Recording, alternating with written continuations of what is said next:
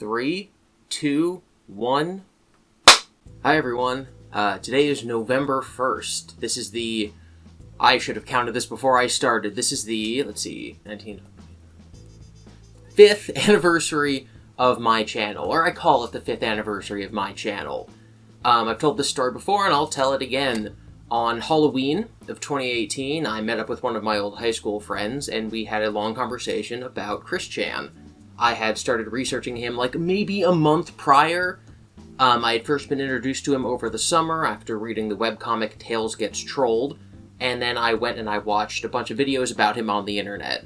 The most influential to me being a series from a show called Legends of the Internet. I also watched Ben Sain's documentary, Gino's documentary at the time, which was only a couple episodes. But I was interested. I was into Chris Chan. And a couple of days before Halloween that year, he had started tweeting on Twitter about the cat that he had found in his backyard that would eventually, unfortunately, die under his care. So on Halloween, I met up with one of my high school friends who had also been following the story of Chris, and so we talked about Chris. And the next day, on November 1st, I had more that I felt like I wanted to say, but I didn't have anyone to talk to. So I just recorded myself talking into my camera, and thus the current incarnation of this channel, as it is now called Lore Cattle Ranch, was born. It has now been 5 years. I've done a lot of other projects on my channel. Obviously, what I like pointing at is my very long Sonichu video, but there were other non-Chris Chan things that I made that never really got the attention I felt they deserved. Part of the YouTube algorithm is that it really likes it when people go from one of your videos to another one of your videos, and so it very much rewards people who make basically the same kind of content. If you're interested in this thing I make, and this thing I make, they're both going to be boosted in the algorithm. If you're interested in this thing I make, and not this thing I make, all YouTube is going to see is that this video over here sucks. So if I make a lot of Chris Chan videos and you guys subscribe for that, and then I make another video about Spurt's novel and you guys don't watch it, then YouTube's going to think that video sucks even if I put 3 years of effort into it. So a couple months ago, I decided to splinter off into 2 different channels. This became Lore Cattle Ranch, and my Gibby channel, it's still called Gibby, Good Idea, Bad Idea, is now doing my other content. My Spurt videos, my Yabla Goat videos, Underwater Hamster Cities, and more recently I made a very long video about the history and lore and story of Five Nights at Freddy's. I figured the video was going to do good. It's almost 9 hours long. It took me about 7 months to make, but I did not expect it to hit almost 1 million views within like 2 weeks. That was not intended. I did not see that coming. Obviously, very, very grateful for everyone who has watched any of my videos, whether it's the Chris Chan stuff over here or the non-Chris Chan stuff over on my other channel. I totally plan on basically balancing the work that I put into both of them. Over the last couple days, because my day job has been so busy, I haven't really been able to keep up with my Chris Chan stuff as much. So as I'm releasing this video, actually, the day I'm filming this, I am, right after filming this and editing it, going to go and catch up on all the stuff that Chris has done over the last couple days. So I'm a little bit behind on that, but obviously I thank you all for continually coming to me for updates about that ongoing story, and especially for sticking with me over the last couple months when I wasn't really posting. Over the last couple years, I've done a couple experiments. 1 year, I intended to release a Absurds video every month. So one longer essay format video on different topics once a month. And that didn't work because there were some videos that just required more effort. And I didn't have the time to do them. And I felt like crunching and getting one done a month was just not going to lead to the results I wanted. So that experiment failed. The next year, my experiment was doing a Week in Weird episode every week. I almost hit that goal. There were some weeks I had to skip for personal life reasons, and toward the end of the year when I was really figuring out, realizing that the experiment was failing, I just kind of gave up. For the year 2023, my plan was to release a YouTube Shorts video every single day. I did some smaller scale experiments in December with like an advent calendar Sonichu fact thing. And then also in the month of February, for Christian Love Month, for Chris's birthday, doing some daily videos about Chris, and then that was supposed to expand outward, so every month would be a different theme, like Megan March, Miscreant May, and it was going to continue chronologically telling the story of Chris 1 minute at a time every day. And obviously I researched, wrote, and made these videos in batches, and then release them every day. So really only every couple weeks I would have to put a few hours into making the next batch of videos. But as you know, I stopped posting back in May. I have told this story on Twitter, and I've alluded to it on various YouTube posts and in videos, but it's not something I've actually said on this channel yet. Back in May, my older brother was killed in a car crash. In the days and weeks following that, there was a lot of stuff keeping me away from my work, not just my YouTube channel, but also my day job. I spent a lot of time at home with my family. Obviously, there were things like arrangements for the funeral, for the services, all the things that we had to do legally in order to deal with the situation. He lived on his own. He did not live with me and my younger brother, who share this house currently. So we had to do things like boring, inane, red tape, paperwork, government stuff that makes difficult situations like that all the more complicated and, in my opinion, fairly unreasonable. We ended up having my brother's funeral services on Memorial Day. My brother was born in early September. He was 29 years old when he passed, and he was born in early September on Labor Day. And so we were planning on having a big celebration for what would have been his 30th birthday in early September. So we sort of had these bookends. We had the funeral on Memorial Day, and then the birthday was going to be on Labor Day. And this wasn't something that I vocalized to anyone or officially decided, but in my mind, the 3 months between those two dates, the summer, was time that I felt like I should be spending with my family. So I did not write, work on, in any capacity, any videos during that time. I felt like if I were to sit down on my computer and open up quickie.com to look at what Chris Chan was doing, it would be something that I regretted in the future. This was time I wanted to spend for myself and then with my friends and family. Obviously, during this time is when Chris was released from jail. We then found out that he was roaming around in the public. At the time, we didn't know if he was totally free or not. Maybe he was at some sort of halfway house. Maybe he was under house arrest. We didn't know. But I felt like I had some sort of duty to the people to come back and, at the very least, break this news myself and give my insights into it. I personally do not feel like I have any sort of talent or skill when it comes to journalism. I don't feel like my insight is particularly valuable, but one of the things that people continually comment on my videos is how they like how I view things very neutrally. Not neutrally in terms of like, hey, let's look at both sides of the issue. Maybe Barb was asking for it. Not neutral like that. But neutral in terms of like, maybe this thing that someone suggested on Reddit that got a lot of upvotes isn't necessarily the truth. So again, even though I don't particularly find myself being very skilled at YouTube in general, I know that a lot of people were counting on me to at least be a voice of reason. One thing I've discovered over 5 years of being a YouTuber is that there are lots of statements that people make on online forums. I'm going to keep using Reddit as an example. But someone will say something on Reddit, and then a lot of other people will just take it as fact. And this is not just isolated to Chris Chan stuff. It can be anything. It could be headcanons in random popular video games. FNAF! I'm constantly and consistently still having to, like, argue with people to dispel myths. People will still say things like, Chris, violated Barb non-consensually, which is simply not true. That is not something he was arrested for, that is not something that was proven in a court of law, and that is not something that really anybody is claiming. That interpretation comes simply from people having insight into Barb from videos that we see of her. People assume that she has dementia, people assume that she can't consent, and therefore everything that he did to her was taking advantage of her. We don't know that for sure.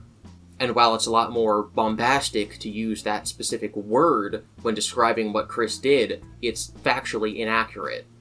One of the other things that has been drastically impacting my life over the last couple of months is actually an injury that I suffered back in July. Over the course of my usual tasks involved in my day job, I had to lift a very heavy couch. So, just pick up the couch, walk a couple feet, put the couch down. There's nothing difficult about that. I actually used to work moving furniture for a staging company. Lifting heavy things is not difficult.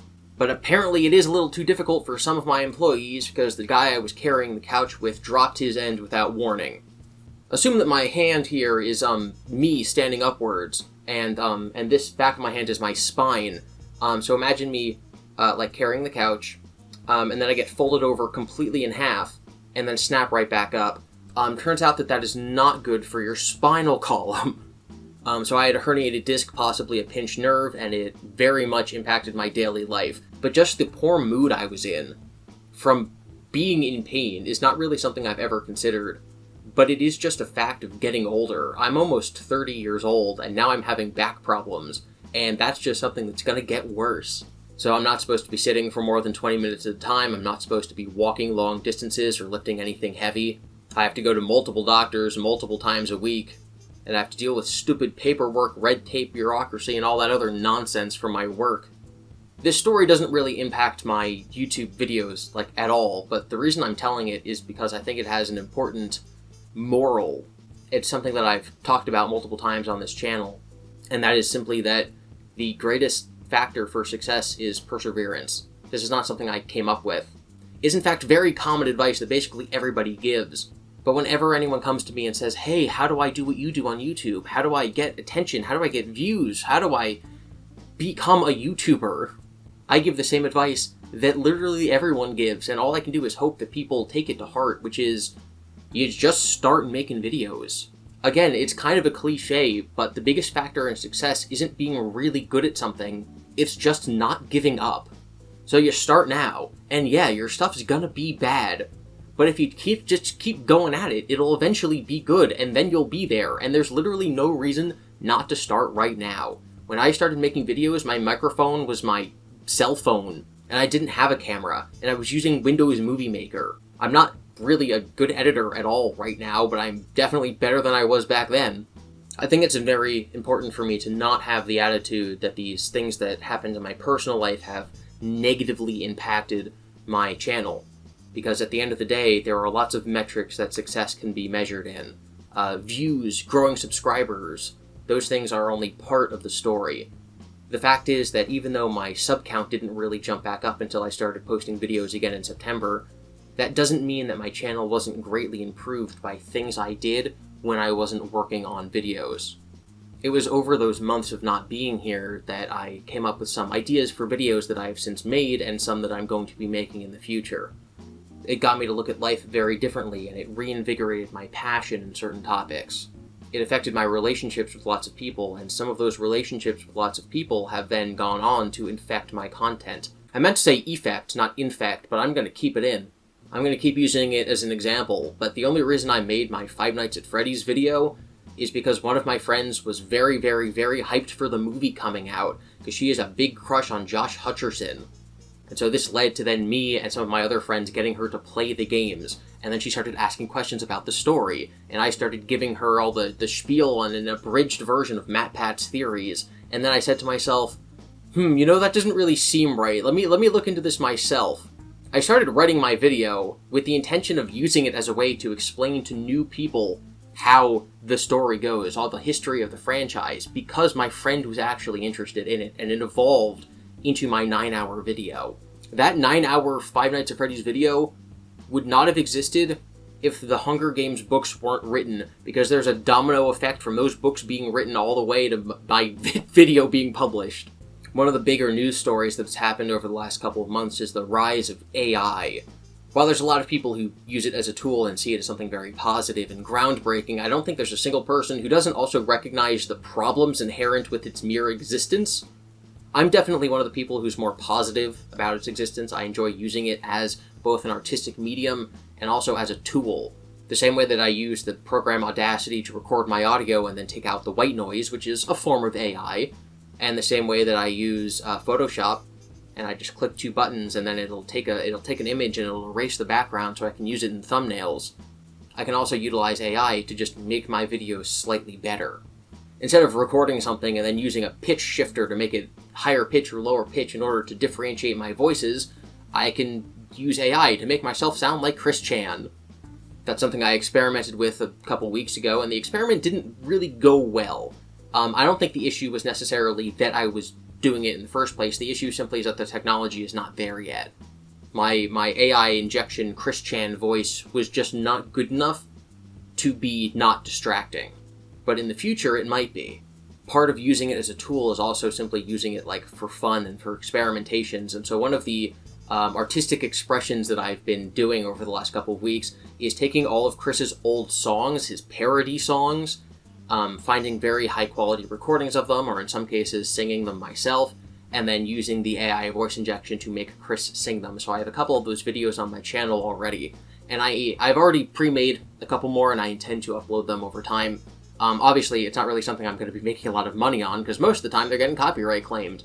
But it's something I enjoy doing. It's an expression of my artistic desires. I like thinking about how one day there is nothing, and then the next day there is something that I personally enjoy, and that I'm the one who made it that way. I like that I can just go and click on something and listen to a good song. I can go and listen to Chris Chan singing Revive Zordon, a parody of Cat Scratch Fever, and that recording doesn't actually exist.